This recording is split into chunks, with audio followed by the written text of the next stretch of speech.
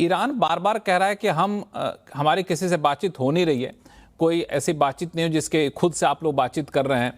तो बातचीत पर आखिर क्यों नहीं लौट रहा? आखिर युद्ध खत्म होगा बातचीत के जरिए ही ना, या फिर बातचीत हो रही है जानबूझ के अपने सेना के मनोबल को, अपनी जनता के मनोबल को बचाए रखने के लिए ईरान स्वीकार नहीं कर रहा है कि बातचीत हो रही है? सबसे पहले आपको और तमाम साथियों को जो जुड़े हैं और तमाम दर्शकों को आदाब अर्ज़ करते हैं। देखिए, जो सबसे पहली जो बात आपने खुद कही, शर्मा जी ने जो बात कही मुझे बहुत अच्छी लगी और मैंने भी उसको मैं हाइलाइट करना चाहता हूँ कि ट्रम्प का जो बयान है पहले 6-6 घंटे, 8-8 घंटे पे बदलता था, फिर वो 2-2 घंटे पे बदलने लगा। अब वो एक ट्वीट के अंदर ही जो है वो कॉन्ट्राडिक्टरी बातें कर रहे हैं कि आप शांति चाहते हैं या युद्ध चाहते हैं, उनको खुद भी नहीं पता है कि वो चाहते क्या है। मुझे ऐसा लगता है कि उनको ज़मीनी हकीकत बताई ही नहीं जा रही है। उनको इनपुट जो मिल रहा है वो गलत इनपुट मिल रहा है। उनके आस-पास के लोग उनको सही इनपुट देते ही नहीं है, इसलिए वो एक ख़याली दुनिया में रहते हैं और उसी के हिसाब से वो फैसले लेते हैं, बयान देते हैं, ये सारी चीज़ें। दूसरी बात आपने जो कही बात रॉय साहब, वो ये कि ईरान जो है वो जंग रोकना क्यों नहीं चाहता। तो पहली बात ये है कि ईरान जो है, मैंने पहले भी आपके माध्यम से बात कही थी कि ईरान स्टॉप द वॉर नहीं करना चाहता, ईरान एंड द वॉर करना चाहता है। वो चाहता है कि वेस्ट एशिया से जंग पूरी तरह से खत्म हो। ऐसा ना हो कि आज सीज़फायर के नाम पे, नेगोशिएशन के नाम पे फिर से नेगोशिएशन हो, सीज़फायर हो और 6 महीने के बाद फिर आके धोखा दिया जाए और फिर हमला किया जाए। ये देखिए दुनिया में कहाँ ये होता है कि नेगोशिएशंस की टेबल पे बुला के 2 बार हमला किया जाए और फिर ये उम्मीद रखी जाए कि दोबारा फिर आके आप बातचीत कर लीजिए, बातचीत कर लीजिए। बातचीत किस तरह से करी जा सकती है जब 2-2 बार धोखा दिया गया और इतनी बुरी तरीके से बिट्रेयल हुआ है। तो ईरान ये चाहता है कि ये जो विशियस साइकिल है ना, वॉर, सीज़फायर, बिट्रेयल, वॉर, इस साइकिल को वो तोड़ना चाहता है। चाहता है क्या है ईरान? ईरान चाहता है और बहुत क्लियर है, पहले दिन से जब से ये जंग शुरू हुई है, ईरान की आवाम, ईरान की आर्म्ड फोर्सेस और ईरान की हुकूमत जो है, जो यहाँ के लीडर्स हैं, उनका बिल्कुल क्लियर विज़न है कि हमें जंग को इस जगह लाके खत्म करना है। एक ऐसी डिफरेंस ईजाद करनी है कि फिर किसी की हिम्मत ना हो, चाहे वो यूएस हो, चाहे वो अमेरिका हो, चाहे कोई भी इस्तिकबाली ताकत हो, किसी की हिम्मत ना हो कि वो हमारे ऊपर हमला कर सके। और इस वजह से बार-बार जो ये बात होती है कि बातचीत क्यों नहीं करना चाहता, ईरान बातचीत क्यों नहीं करना चाहता। ईरान बिल्कुल बातचीत करना चाहता है और ईरान सही वक़्त आने पे बातचीत करेगा, लेकिन जब यूएस और इज़राइल ईरान की शर्तों पे बातचीत करेंगे, उस तरह की बातचीत जैसे कि अब आपने देखा ट्वीट के अंदर एक तरफ कह रहे हैं कि हमारी बहुत अच्छी बातचीत हो रही है, उसी में कह रहे हैं कि हमने ईरान की नेवी खत्म कर दी, आर्मी खत्म कर दी, एयरफोर्स खत्म कर दी, मिसाइल पावर खत्म कर दी, सब कुछ खत्म कर दिया। तो सवाल मेरा ट्रम्प से ये है कि अभी तक स्ट्रेट ऑफ हॉर्मुज़ बंद क्यों है या कंट्रोल्ड क्यों है?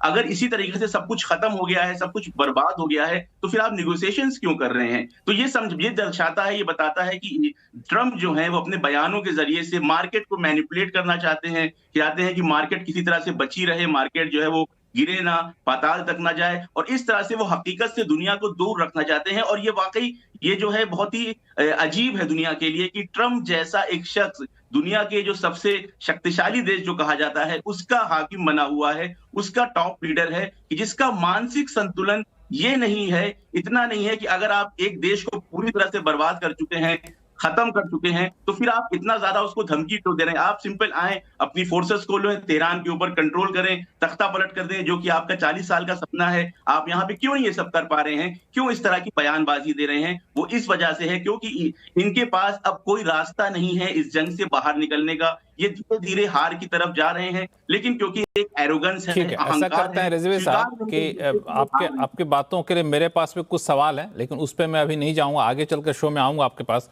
लेकिन काफ़ी देर से अटॉर्नी आनंद आहूजा साहब हमारे साथ जुड़े हुए हैं, जो कि न्यूयॉर्क से जुड़े हुए हैं और ट्रंप प्रशासन को काफ़ी करीब से देखते भी हैं।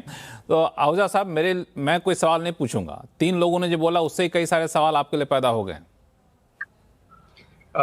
लक्ष्मण जी, गुस्ताखी के लिए माफी। 3 नहीं 4 लोगों के। मैं अब शुरुआत करूंगा जहां से आपने शुरू किया था। आपने 2 बातें कही। अच्छा, मेरे बात पे सवाल है, ठीक है। आपने एक बात कही कि ट्रंप के खिलाफ डेमोन्स्ट्रेशन हुए इस वार को लेकर। जो कल डेमोन्स्ट्रेशन हुए वो नो किंग रैलीज जो हैं वो हुई और वो काफी सालों से चल रही हैं। जब से ट्रंप के पहली टर्म में भी वो रैलीज हुई थी, वो वार के कनेक्शन में कोई डेमोन्स्ट्रेशन नहीं था।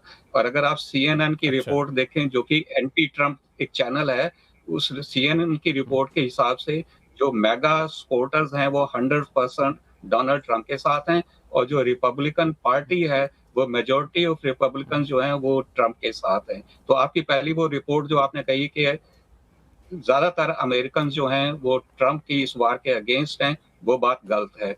दूसरी बात आपने जो बात ठीक है।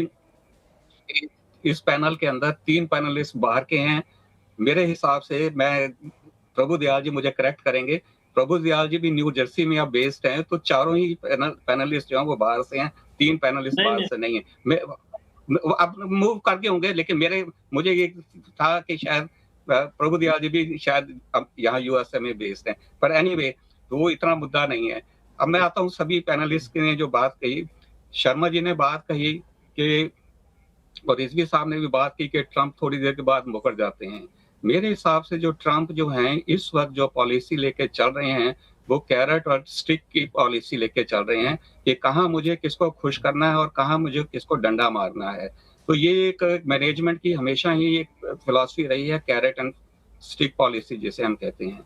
शर्मा जी ने बात की कि चाइना जो है वो तेल लेता है ईरान से। शर्मा जी, चाइना जो से ज्यादा जो तेल लेता है ईरान से, वो सबसे ज्यादा जापान लेता है 70%, और चाइना जो है सिर्फ 56% जो है ईरान से तेल लेता है, 70% या 80% नहीं लेता है।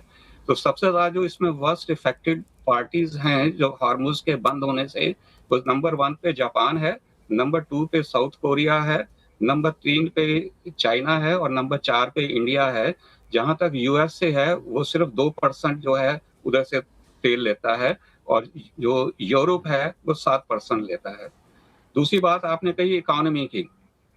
अगर आप इस वक्त देखें तो आज की तारीख में जो रियाल का रेट है वो 1 करोड़ जो है रियाल वो $1 के बराबर हैं। ये आज की जो रिपोर्ट है। तो इकोनॉमी तो ईरान की बिल्कुल बैठ चुकी है। इकोनॉमी तो, मैं बात करूं फिर आप शर्मा जी, आप मुझे आप बाद में बात कर लेना। जो नहीं, आप बोलिए, अपनी बात पूरी करिए, फिर शर्मा जी के पास जाऊंगा। आप अपनी बात पूरी करिए। हाँ, जो आज इकोनॉमी की बात हम कर रहे हैं, सबसे ज्यादा वर्स्ट इकोनॉमी जो है इस वक्त ईरान की है, और नंबर 2 पे अगर इस वार से कोई वर्स्ट इफेक्टिव इकोनॉमी है तो वो एशियन कंट्रीज की है। ना तो यूरोप के ऊपर इतना इफेक्ट पड़ा, थोड़ा बहुत यूरोप पे पड़ा है, और यूएसए पे तो बहुत ही मिनिमम पॉसिबल इसका इफेक्ट पड़ा है। तो अगर ये हम कहें कि ये वार जो है इस पे यूएसए के ऊपर कोई इतना एडवर्स इफेक्ट पड़ रहा है, वो भी सोचना गलत होगा। तीसरी बात, अगर आप देखें तो वर्ल्ड वार जो है वो 5 साल चली थी। कोई भी वार होती है वो ओवरनाइट खत्म नहीं होती है। एक बार जो लड़ाई की जाए शुरू हो जाती है तो वो कुछ टाइम लेती है। ईरान में इस वक्त 3 लोग जो हैं वो ज्यादा महत्वपूर्ण हैं। एक हैं अहमद वाहदी, मुझे आप करेक्ट करेंगे जाफरी साहब अगर मैं गलत बोल रहा हूं तो। एक हैं अहमद वाहदी जो आईआरसीजी के इंचार्ज हैं।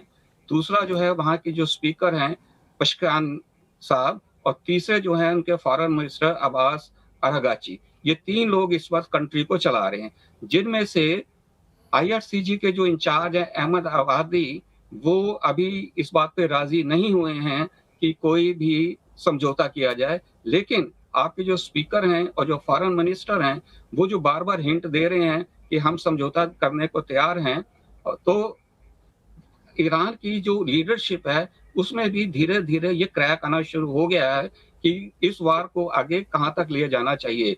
जो आपके स्पीकर साहब हैं पशकानी साहब, उनकी स्टेटमेंट ये है कि हम इस वार को 3 हफ्ते और ज्यादा नहीं ले जा सकते हैं। ये आपके स्पीकर साहब कह रहे हैं, और आप कह रहे हैं कि हम इस जंग को तब तक नहीं खत्म करेंगे जब तक ये पूरी तरह से बंद नहीं हो जाती है।